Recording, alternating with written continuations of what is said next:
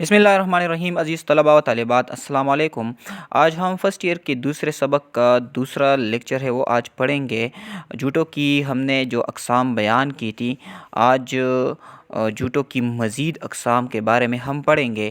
تم نے بہت سے آدمی دیکھے ہوں گے، بہت سے لوگ تم نے دیکھے ہوں گے کہ وہ جیسا وقت اور موقع دیکھتے ہیں، حالات کے مطابق وہ بات کرتے ہیں، ویسی باتیں بنا دیتے ہیں، کچھ جھوٹ سچ کا خیال نہیں کرتے، یعنی ان کو یہ فکر نہیں ہوتی کہ وہ سچ بول رہے ہیں یا جھوٹ بولتے ہیں۔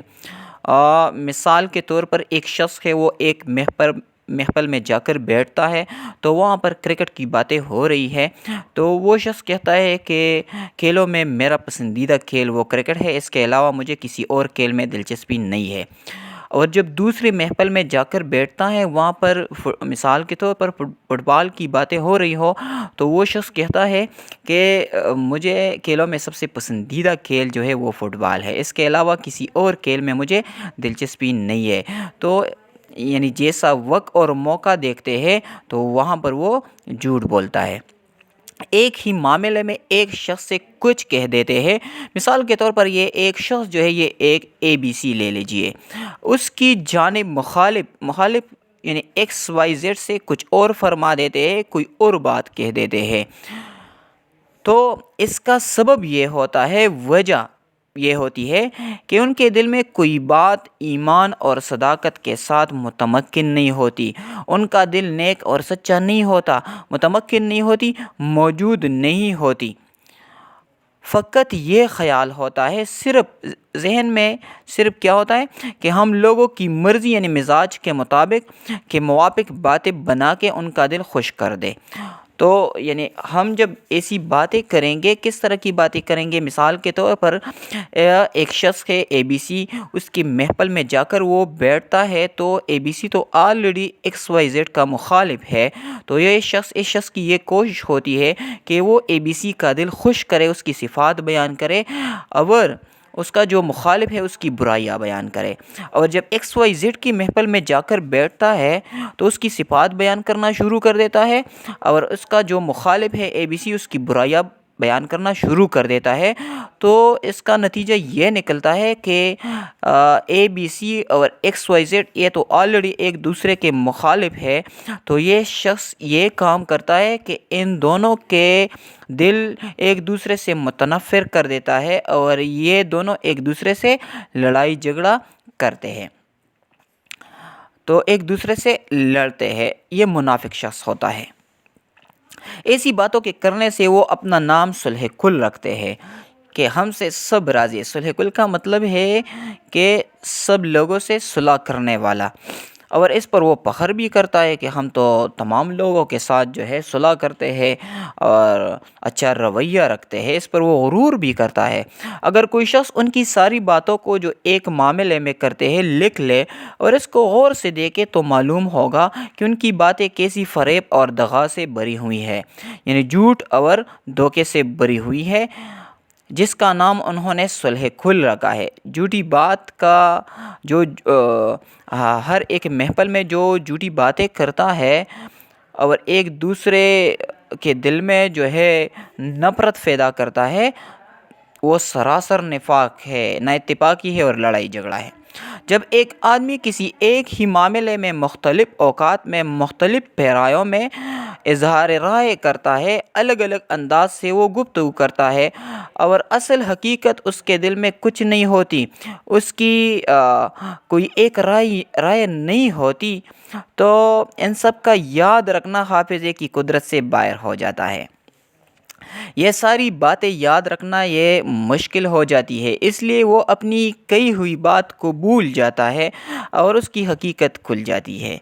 اسی معنی کو کہا کرتے ہیں کہ درو گورا حافظہ نباشد، مطلب ایک محفل میں ایک بات کرتا ہے، دوسری محفل میں دوسری بات کرتا ہے، اور اس کے دل میں کوئی حقیقی سچی بات نہیں ہوتی، تو اپنی کہی ہوئی بات باتوں کو یاد رکھنا وہ مشکل ہو جاتا ہے، اس لیے اسی معنی کو کہاں کرتے ہیں درو گورا حافظہ نباشد۔ اب دوسری قسم جو ہے سیدھی سادی سچی باتوں میں جھوٹ بولنے کے برابر کوئی لعنت کی ماری ہوئی برائی نہیں ہے۔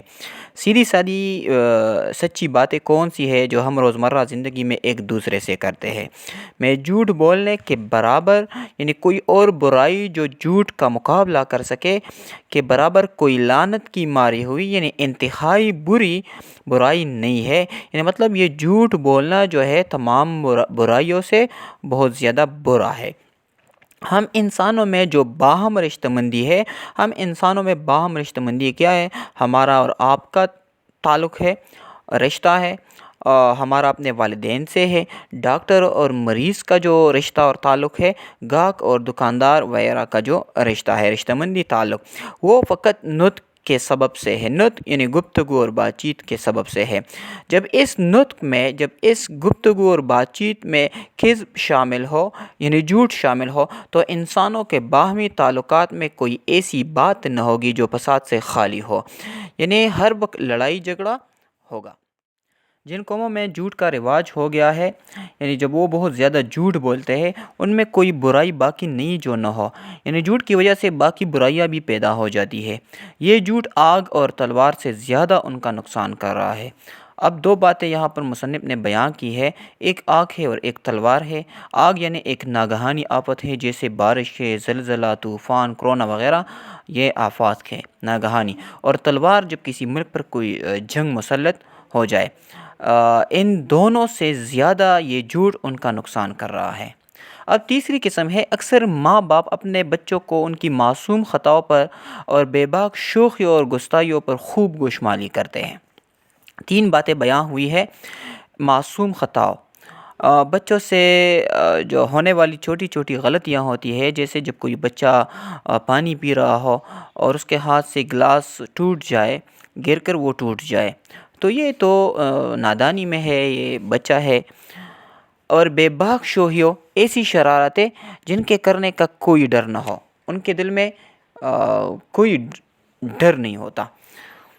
اور گستاخیوں پر خوب گوشمالی، یعنی نادانی میں ہونے والی غلطی پر خوب گوشمالی، یعنی وہ بہت زیادہ مارتے ہیں، پیٹتے ہیں، ڈانٹ ڈپٹ کرتے ہیں، غصہ کرتے ہیں، مگر وہ یہ یاد رکھے کہ بچوں کو صرف ان دو قصوروں پر سزا دینی چاہیے، ان دو قصور و غلطیوں پر سزا دینی چاہیے، ایک جھوٹ پر اور دوسری سرکشی پر۔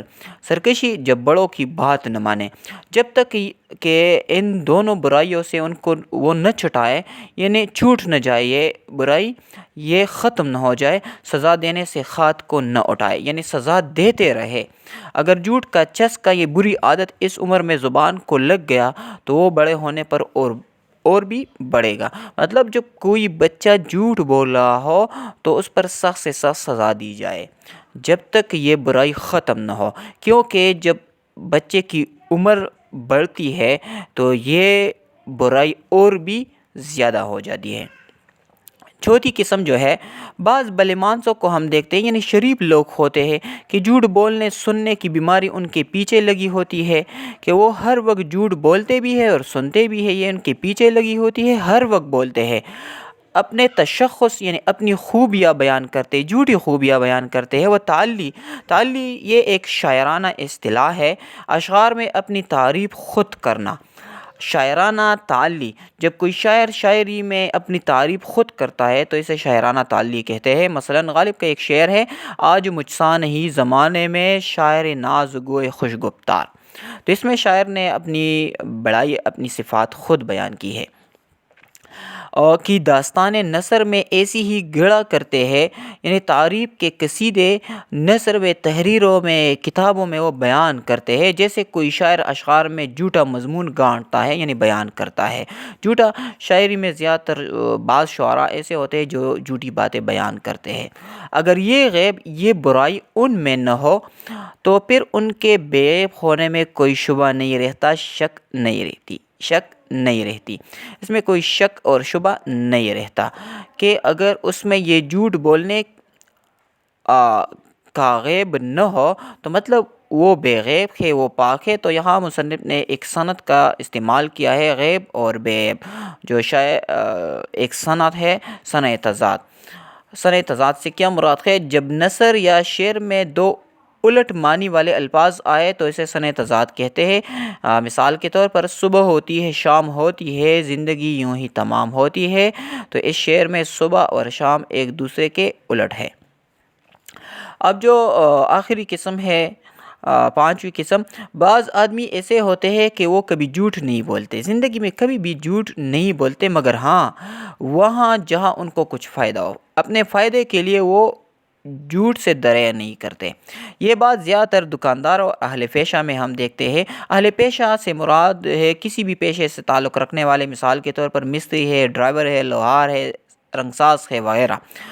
وہ زیادہ تر جھوٹ بولتے ہیں اپنے فائدے کے لیے، کہ وہ سب طرف بلےمانس ہوتے ہیں، معاشرے کے عام افراد ہوتے ہیں، شریف ہوتے ہیں، مگر اپنے پیشے وہ سب طرح کے بلےمانس ہوتے ہیں، مگر اپنے پیشے میں اپنے فائدے کے لیے جھوٹ بولتے ہیں۔ مثلاً دکاندار چیزوں کا بھاؤ جھوٹا بتلاتے ہیں، وہ چیزوں کی قیمت جو ہے وہ جھوٹ بتاتے ہیں۔ وکلا وکیل کی جمع ہے، مقدمہ جھوٹے لڑتے ہیں۔ کسی مجرم کا جب کوئی مقدمہ وہ لڑتے ہیں تو جھوٹا لڑتے ہیں۔ ایسے جھوٹ کو نہ وہ خود بولنے والے برا جانتے ہیں اور نہ اس کو لوگ برا سمجھتے ہیں، تو یہ بھی جھوٹوں کی اقسام میں شامل ہے۔ ہمیں چاہیے کہ جھوٹ نہ بولے۔ اسلام میں بھی جھوٹ کی بہت مذمت آئی ہے۔